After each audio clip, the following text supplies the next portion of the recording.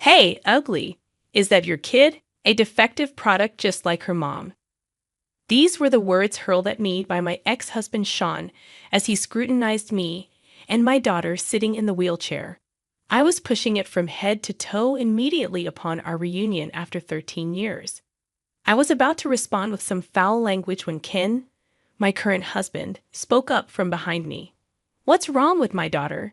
His deep baritone voice resonated so well that not only I, but also the people around us, couldn't help but turn. However, I might have been the only one to notice the chilly undertone in his voice. Looking back at Sean, I could see his face had turned pale. "My name is R.A. I'm 35 years old, a stay-at-home mom living with my 3-year-old daughter Natalie and my husband Ken, who is 3 years younger than me. The house we currently live in was originally built by Ken's parents right after we got married. My mother-in-law passed away suddenly from an illness, leaving her elderly husband living alone. We couldn't leave my father-in-law by himself, so Ken's parents handed over the house they lived in to us and moved in with my father-in-law. One of the reasons probably was that they were worried about Ken's financial situation just after he had started his own business. They wanted us to live in their house without having to pay rent, which was a significant decision for us. I was overjoyed by my in-laws' kindness, and until Natalie was born, I used to visit my father-in-law's house every other day, helping with hospital visits and household chores. After Natalie was born, I slowed down a bit, but still made it a point to visit with Ken at least twice a month, helping out wherever we could or giving my in-laws a break to go relax at a spa resort. My in-laws always expressed their gratitude, saying, "We're really thankful for all the help, especially during such a busy time with the baby, and Ken has indeed married a wonderful person." To me, no amount of effort could repay the kindness Ken's family, including his parents and twin sister Sally, has shown me. They've saved my life not once but twice. Ken was marrying for the first time, but I had been through a failed marriage before. I met my first husband, Sean, when I moved to New York for university. We became friends as we moved in on the same day and shared information about nearby supermarkets, home improvement stores, and affordable restaurants. Sean attended a prestigious private university known for its stylish campus and media presence, quite different from my practical university. He was tall and handsome. He often said, "A lot of students at my university come from privileged backgrounds, making it feel claustrophobic for someone from the countryside like me. You and I are alike. It's easier because we don't have to put on airs." And so he started to spend more time at my place, eventually leading to us living together like a couple. Back then, I couldn't believe I was dating a handsome guy like Sean. I thought, I might not have the glamour of the female students on C's campus, but I can be a comforting presence. I ended up doing all the housework, cooking, cleaning, and laundry, which in hindsight was absurd. A man who seeks comfort right at the start of a relationship is hardly ever a good sign, as that comfort is purely self-serving. Love is blind. I ignored Sean's selfishness. When he said, "I want to quit my job because it's tough, but I can't afford to because I don't make much. My classes have gotten harder since I've advanced in my program," I suggested, "Why don't we move into a slightly bigger apartment? Don't worry about the rent." So we moved to a new apartment near our initial meeting place, and I ended up covering all the rent. Sean insisted on having 2 phone lines, one for him and one for me, claiming, "My dad got transferred to Europe for work around the same time I started high school, and my mom went with him. They're very conservative, and if they found out I was living with someone, they might stop sending money or even tell me to drop out. You wouldn't want that, and neither would your parents, even if we're planning to get married eventually." At the time, all I could think about was the prospect of marriage, not considering the implications of his request. This cohabitation put a significant financial burden on me since the apartment lease was in my name. I found myself responsible not only for the rent, but also for utilities like electricity, gas, water, the landline phone bill, and internet charges, all of which were being withdrawn from my account. Initially, Sean had nobly offered, Since you're covering the rent, I'll pay more towards the utilities. However, it wasn't long before he started saying, "Sorry, RA, I'm short on cash again this month because of social obligations. With job hunting on horizon, I can't afford to turn down invitations from friends in my seminar." So I ended up shouldering all the expenses. Before I knew it, I was also paying for groceries and even the beer Sean drank after his baths, with Sean's contribution being limited to the occasional delivery pizza when his friends came over to hang out. Moreover, whenever he invited seminar or club friends over, he'd tell me, "I haven't told them we're living together because it had just lead to awkward teasing. You should stay away from the apartment for the day." Outside of university classes, all my time was consumed by part-time jobs and household chores, leaving me with no one to confide in, rant to, or seek refuge with, forcing me to spend nights at manga caves or diners. The summers were tough, but waiting on a park swing in the cold, early mornings for the time when I could return home without enough money for warmth, I couldn't help but cry, wondering, what am I even doing with my life? As Sean and I reached our senior year and began job hunting in earnest, I finally snapped, accusing him of living like a leech. "You need to start contributing to living expenses immediately," I insisted. He switched to a soothing tone. "I'm so sorry, RA. I've just been taking your kindness for granted. Please don't be mad at me." His attempt to appease me was blatant, but it only highlighted the imbalance in our relationship. The next day, Sean unusually came to pick me up from my part-time job. When we got back to the apartment, he'd cleaned up the place and prepared a dinner. He seemed to have gotten it from a department store basement food hall, complete with a bouquet, wine, and even a cake. It was the first time I felt truly touched by Sean's thoughtfulness during our long relationship. He then presented me with a ring from a popular casual brand at the time, saying, "This is all I can afford right now, but someday I'll buy you a diamond worth 3 months of my salary." I remember blurting out a cliche about being the happiest I've ever been when he put the ring on my finger. But that was the only happy memory I had.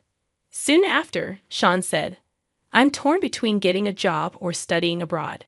But if things stay as they are, I'll just end up relying on you again, RA.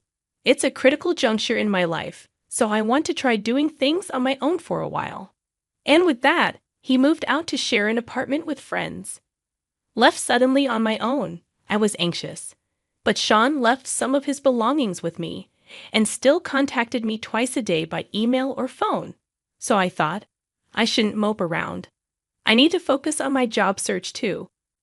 I managed to get an offer for my first choice company and mid-sized trading firm. But around that time, I started receiving strange calls on the landline registered in Sean's name. Naturally, I'd hear the messages left on the answering machine with ominous words like, "We'll be in trouble if you don't repay us by this week, and don't take us lightly." I quickly contacted Sean's cell, but he just brushed it off, saying, "It's nothing. Don't worry about it." Then letters began arriving in the mail filled with words like payment reminder and final notice. When I confronted Sean more forcefully, he snapped, saying, "Stop nagging. I've been putting up with someone as ugly and defective as you this whole time, so the least you can do is pay this off as a thank you." After that, he stopped answering my calls. Deceived by his regular contact, I realized too late that I hadn't asked for Sean's new address. When I tried contacting his university, they refused to give me any information, saying, "We can't disclose that to unrelated individuals." Desperate for any clue, I'd opened some of the cardboard boxes Sean had left in the apartment. Inside were documents from several finance companies hinting at debts, old clothes with no resale value, and a used, outdated laptop. There was nothing that could lead me to Sean's parents' address or his current whereabouts, making me realize I was nothing more than a source of money to him. But things got worse.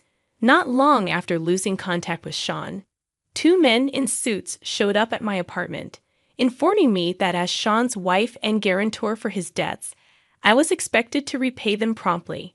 The additional blow, at a time when I hadn't even recovered from the shock of being abandoned by Sean, was enough to devastate me. It was Ken and his family who rescued me from this situation. That's why I've always wanted to do everything I can for my parents and kin. However, as I was pushing my daughter Natalie's wheelchair through the mall, I had an unexpected reunion with Sean, the man who had betrayed and abandoned me 13 years ago. He looked at me and Natalie rudely, then approached with an unpleasant smile. And the first thing he said was, "Hey, ugly, is that your kid? A defective product just like her mom." I was about to lose my temper, not just at the insult to me, but to my innocent daughter, when a man stepped in between Sean and me. It was Ken, my husband. "What's wrong with my daughter?" Ken asked, his voice carrying clearly. Passers-by stopped to see what was happening, but Sean, for some reason, turned pale and didn't retort. As Natalie and I looked back and forth between Sean and Ken, Sean, unable to withstand the surrounding gazes, snapped at Ken, "This is private. It's none of your business, right?" But Ken, unflustered, replied, "I'm involved because it concerns my family. Otherwise, I wouldn't bother speaking to someone like you." Then, turning to Natalie, he said with a smile, "Mommy and Daddy have some business to take care of. Auntie will be here soon to pick you up, so why don't you go to her house first?" Hearing that, I couldn't help but exclaim, "What?" However, Natalie, unusually composed for her age and not easily surprised, said, "Okay, since it's a celebration, make sure you come early." Soon after, Ken's sister Sally arrived with her children, and Natalie left with them, leaving the scene behind. Then Ken, losing the initial momentum and slightly stooping towards Sean, who seemed somewhat diminished by the confrontation, pressured with a half smile, "Let's have an adult conversation, shall we? It's best we move somewhere else rather than providing a free show for the public." Sean, not particularly short but significantly overshadowed by Ken's near 6'3", statured and faced with Ken's unsmiling gaze, probably thought it better than being goaded by onlookers and surprisingly agreed to Ken's suggestion to change locations. The three of them took a taxi and arrived at the building housing Ken's office. With the push of an elevator button and a glance at the tenant directory next to it, Sean realized they were headed to a law firm, which made his complexion turn pale again. But it was too late to run away, so he reluctantly joined them in the elevator on his supposed day off. Ken appeared with a stern face, bringing his wife, me, and a guest, which surprised the office staff. However, by the time we were escorted to the back reception room, they had regained their composure, watching Ken's profile. I managed to calm my nerves, but the only one who remained visibly restless and uneasy was Sean. Seeing Sean's state, Ken, with a sly smile, placed a stack of documents on the table after asking a staff member to bring them and casually mentioned, "It's terrifying how coincidences work, isn't it? To think we'd meet the very person involved before showing this investigation report to the chairman." Sean's complexion grew even worse upon hearing this, but I had no idea what they were talking about. Noticing my confusion, Ken began to explain to both Sean and me. The chairman he mentioned was a major client of Ken's office, the current chairman of a machine tool manufacturing company. Recently, the chairman personally summoned Ken to the company's headquarters, where he was introduced to the chairman's youngest daughter, who had just returned from studying in the United States. The chairman had a special request. He wanted an investigation into a man's background to be kept confidential, and there in the sales department was none other than Sean Smith. "Well, you were using a different spelling for Sean back then," Ken continued with a grin, making Sean's face grow even paler.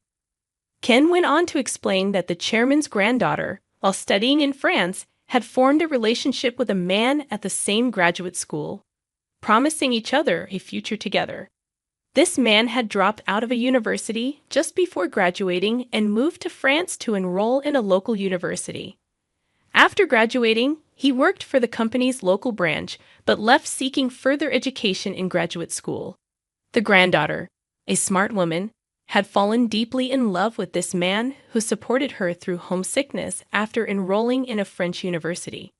Having completed her master's degree earlier than him, she returned to Japan with him and asked her grandfather, the chairman, to approve their marriage and to consider him for a position in the family-owned company. The chairman was completely unaware of this man's existence around his granddaughter in France. However, the executive director, the chairman's daughter, had met the man several times during business trips to France and had been introduced to his parents stationed there. The executive director thought it too sudden for her adult daughter to marry and immediately join the family business as a future executive. So after a private discussion between the doting grandfather and the executive director, they discreetly commissioned Ken's law firm, which had a long-standing relationship with their family, to investigate Sean. Feeling a bad premonition, I asked, "Don't tell me that man isn't Sean, is it?" But before Ken could answer, Sean snapped back, "What? It's a problem if it's me. We've been over for ages. And who I marry has nothing to do with you." Sure, Sean was a part of my past I'd rather forget, and I had no interest in his current affairs, but there was plenty I wanted to say to him out of spite. Separated. Yes, but right before that, you filed for our marriage without my consent, made me a guarantor for your debts, then disappeared. I shouted, and Sean seemed taken aback for a moment, but quickly smirked. You say that, but you wanted to marry me back then. I just made your dream come true. And in return, you helped a bit with my debts. Pointing at Ken, he continued. I was worried when I had to update my passport at the embassy. But when I checked back here, I was relieved to find I was single. I never thought someone as ugly and defective as you would have someone else willing to take you in. So I was worried you might be waiting for my return. Just as I was about to lose my temper again, Ken stepped in. I thought you had been quiet because you were reflecting, but a scumbag will always be a scumbag, he remarked, then smoothly explained how our marriage was annulled, leaving Sean officially single. It turns out when Sean disappeared and debt collectors came for me, Ken's father, my father-in-law, was the first to offer me advice. One of my part-time jobs was tutoring, and at that time, my student was Ken's twin sister, Sally, who has now become my sister-in-law. Sally was a bright kid, but had started to skip school due to being ostracized by her classmates. Hired by her concerned parents, I learned that Sally was excluded for standing up for a friend who was also being ostracized. Trying to cheer her up, I not only helped with her studies, but also listened to her problems, which endeared me to her parents and grandparents, who began treating me like family. Sally happened to be visiting with her mother to share the news of her recommended admission to the college she wished for right, when the debt collectors showed up at my apartment. Shocked by my exhausted state and furious to learn about the marriage registration done without my consent and being made a guarantor for debts, she immediately contacted her father and grandfather, who brought me to this law firm. From there, my father and grandfather mobilized all their resources to resolve the situation. They started by filing for an annulment due to the unauthorized marriage registration and negotiating with the financial institutions about the invalidity of me being made a guarantor against my will.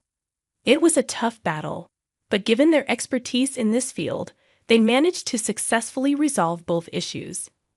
I was told facing a lawsuit for annulment and dealing with stubborn financial institutions was a tremendous effort, especially as Sean was nowhere to be found.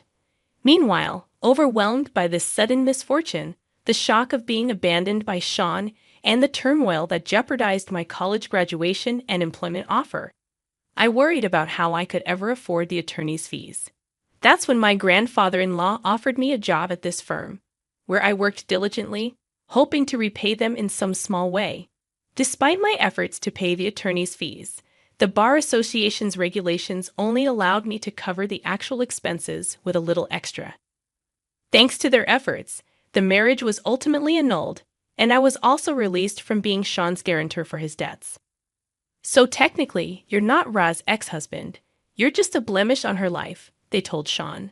Still, Sean seemed unable to grasp the gravity of the situation, retorting, "Well, having a marriage history with such a woman would be boring anyway. And as for the debts, they're probably statute barred by now." At that moment, Ken burst into laughter. Facing Sean's confused reaction, Ken retorted, "The statute of limitations hasn't kicked in. I believe you'll be seeing some collection efforts starting this coming week. Sean might have thought that after 13 years, his debts were time-barred, that thanks to my grandfather-in-law, they were not. I was removed as a guarantor. The financial institution, unable to track down Sean, devised a plan and transferred Sean's debt to a debt collection agency they had ties with. In cases like Sean's where repayment was dodged or delayed, making the bad debt unrecoverable, financial institutions often sell these debts to debt collection agencies. These agencies then are professionals in collections, employing all legal means possible. Thanks to their extensive knowledge of the law, the agency that purchased Sean's debt was no exception. After proceeding with various legal steps, a court judgment initiated by the collection company has reset the statute of limitations for another 10 years, making the debt fully valid today. Moreover, the total debt, now inflated with accrued late fees and legal costs, has skyrocketed to several times the original amount. Hearing this, Sean momentarily looked disheartened, but then defiantly claimed, such trivial money. Once I marry into that company's granddaughter's family and land a job there, it'll all be manageable. Such was Sean's shallow thinking. He probably assumed that marrying into the family as planned and securing an executive position at his father-in-law's company would make the debt repayment seem trivial. However, when Ken reminded him, "Do you remember what I mentioned earlier, who had hired me to investigate you?" Sean's face turned completely pale. The truth is, Ken is Sally's twin brother. While I had little interaction with Ken when I tutored Sally, only exchanging greetings, Ken had developed an interest in me after hearing Sally sing my praises like a sister. Eventually, as I unexpectedly started working at the office, and with Ken having passed the bar exam during his university years, he began working there too. He proposed to me, considering marriage despite my past, and owing much to my grandfather-in-law and his family. I initially refused, feeling it was improper.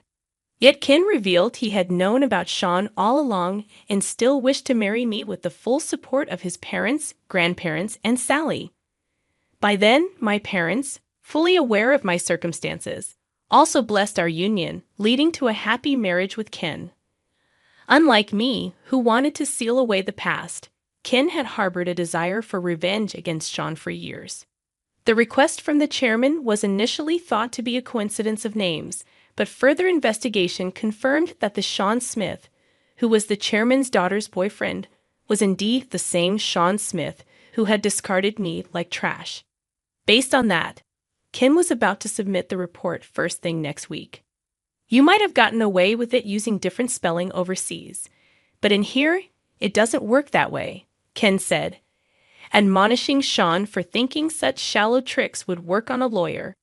He revealed that he had already sent an email and a report to the chairman and his granddaughter.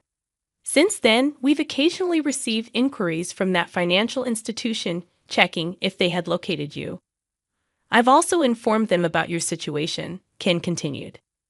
Suddenly dropping to his knees, Sean begged, "Please, somehow convince the chairman and the others that it was all a mistake." But Ken, with a sarcastic tone, questioned, "Why should I, a lawyer, tell such blatant lies to a client, especially when you've insulted my young daughter, who is in a wheelchair because of an injury, calling her ugly and defective?" The truth about Natalie's injury, how it happened while she was on her way to violin practice, deeply moved everyone. Today was supposed to be for Natalie's celebration of winning a prize in an art competition. Still, Sean's unexpected appearance turned it into a complete disaster. Ken, utterly doting on his daughter, was undoubtedly furious, not just because of Sean's past actions, but also because of the vile words directed at Natalie. Even as Ken coldly dismissed him, Sean, without any shame, continued to plead loudly, "Please, the future of a man's life is at stake here. Are you going to ruin it?" Ken responded firmly, "Which right do you have to say such a thing? What you tried to do to R and the chairman's granddaughter was exactly the act of ruining someone's life. It's like the saying, curse others, and you dig two graves, a boomerang that came right back at you. You should accept it gracefully. When Sean still tried to cling to him, Ken brushed off his arm and said, "The exit is that way," calling the building's security to escort Sean out with a flick of his hand. As Sean's cries and resentments faded away, Ken and I exchanged smiles. Later on, Sean rushed to his girlfriend, the chairman's granddaughter, and made excuses. But she, already harboring suspicions, was outraged by the revelation of the truth and refused to see him again, effectively giving him the boot. However, the chairman and the executive director, upset over their beloved daughter and granddaughter being hurt, took further action. Sean, attempting to reconcile and bombarding her with messages and emails, was reported to the police for suspicion of being a fraudster trying to marry and infiltrate the company with a fake resume. While it didn't escalate to a criminal case, a warning was issued for the stalking. Sean, persistent in continuing his harassment, was eventually arrested and prosecuted. Though he received a suspended sentence with probation instead of jail time, the conviction meant he could find employment nowhere, not just outside of Tokyo, but across the entire country.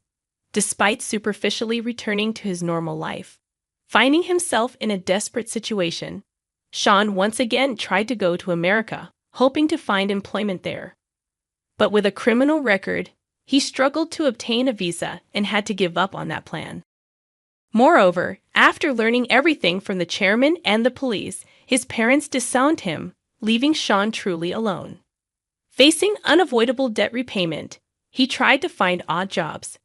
But without a smartphone due to being blacklisted, an expired driver's license, and no fixed address, decent work was impossible to come by. I heard through the grapevine that he ended up working for a shady handyman service introduced by the debt collectors, living in a dormitory with no privacy, and working from dawn till dusk. But I decided to forget about it as soon as I heard, as it had nothing to do with me.